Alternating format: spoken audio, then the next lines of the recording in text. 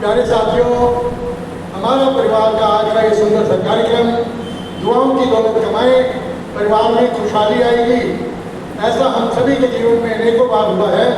हमारे सामने ऐसा लगा मानो एक विकट समस्या है, प्रतिकूलता आ चुकी है और हमें उसका कोई हल तक दिखाई नहीं दे रहा। अचानक कोई परमात्मा की तरफ से कुछ ऐसा निर्देश आता है, कुछ संकेत आता है, हमें लगता है ऐसे हो सकता है और हम उसका परमात्मा के आशीर्वाद का सहारा लेकर उसकी परिस्थिति से अपने आप को बाहर निकाल लेते हैं। जब भी आप श्रद्धापूर्वक परमात्मा पर अपना विश्वास डाल देते हैं तो एक ममता में माँ की तरह आपके जीवन की सभी प्रतिकूलताओं को दूर करने का प्रयास करते हैं। ऐसा आपने सभी ने अनेकों बार अपने जीवन में देखा होगा। अब मैं आपको बताता हूँ कि मानव और दानव, असुर और देवता बिल्कुल एक जैसे हैं। हमारे शास्त्र में कई बार असुरों को दिखाने के लिए उनके सिर पर सीख बना देते हैं, इत्यादि इत्यादि, कुछ अलग से बड़ा विशाल रूप दिखाने लग जाते हैं। लेकिन वस्तुतः प्राचीन काल से वही असुर और वही मानव, यानी बिल्कुल एक जैसे, जैसे हमारा बैठे ऐसे ही मानव असुर था। लेकिन उनकी कृति, उनके व्यवहार, उनके विचार उनको असुर बना देते थे और देवता के विचार उनको देवता बना देते थे। बहुत सुंदर सी एक प्रसंग आता है, स्वामी प्रेमानंद जी बताते हैं, आप इसका आनंद लें।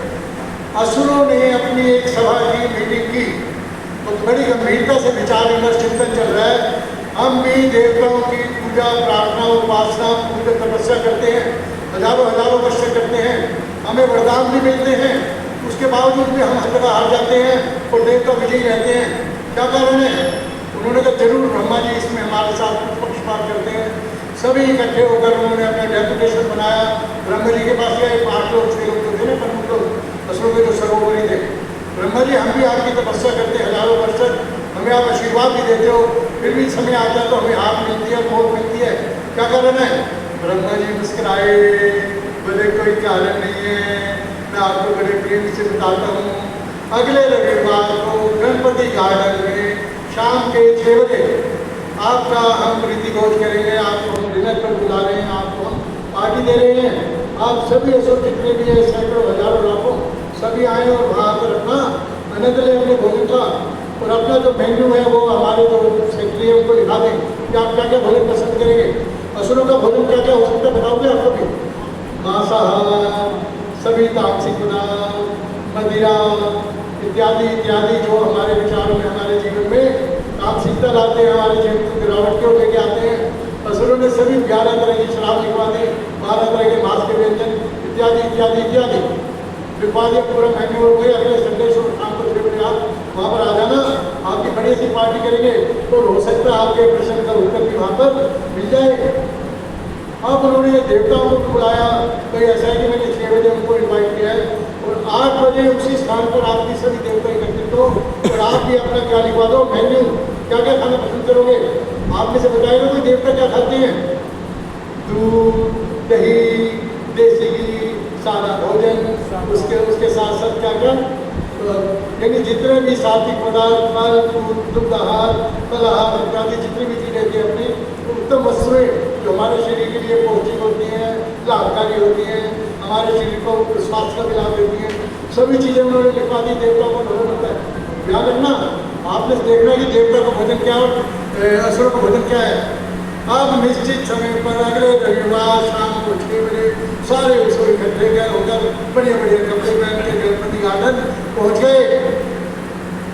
गणपति गार्डन में जितने भी असुर थे, ब्रह्मा जी ने ऐसे करके व्यवस्था की, सभी की जो नीचे बैठकर भोजन करते हैं ना, सभी के पाटे पर पूरे थाली भरी हुई, जैसा उनका वो खाने का मांस इत्यादि इत्यादि इत्यादि इत्यादि और 4 तरह की मदिरा सभी के सामने आ गई और सभी अपना बैठ गए, मजा आ रहे देख कर, अरे बहुत आज तो मजा आएगा, यम्मी यम्मी यम्मी।